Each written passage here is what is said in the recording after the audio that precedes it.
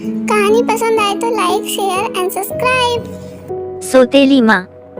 एक गांव में एक समय की बात है जहाँ एक सौतेली माँ और उसकी 2 बेटियां रहती थीं। सौतेली माँ का नाम सुमित्रा था। वह एक सीधी साधी और समझदार महिला थी, लेकिन उसकी सास और संपूर्ण परिवार उसे कभी भी सही नहीं मानते थे।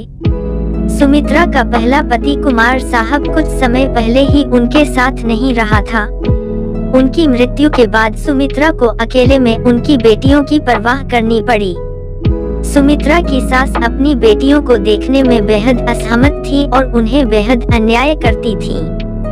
यह अन्याय सुमित्रा की समझ में नहीं आता था, लेकिन वह हमेशा अपनी बेटियों के साथ खड़ी रहती थी और उन्हें सहारा देती थी। एक दिन सुमित्रा की छोटी बेटी नीता बीमार पड़ गई।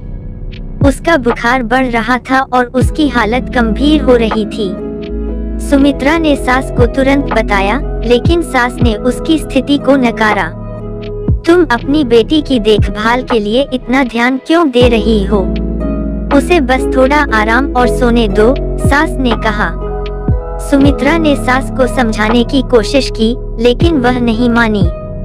बेटी की हालत बिगड़ती गई और सुमित्रा को उसे अस्पताल ले जाना पड़ा। वहाँ डॉक्टर ने बताया कि अगर उसने जल्दी इलाज नहीं किया तो बहुत समस्याएं हो सकती हैं। सुमित्रा ने बेटी का इलाज करवाया, लेकिन उसका जीवन कुछ हद तक खतरे में था।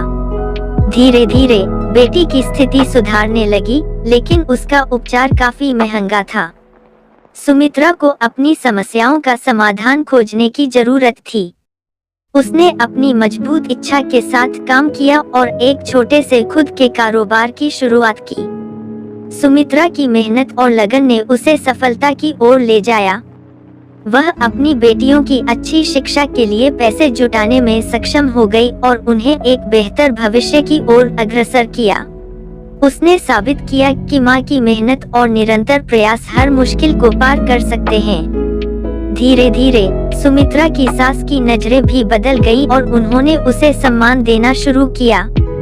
इस कहानी से हमें यह सीखने को मिलता है कि कभी-कभी हमें अपने सपनों को पूरा करने के लिए खुद पर भरोसा करना पड़ता है, चाहे दुनिया कितनी भी मुश्किलें क्यों न दे।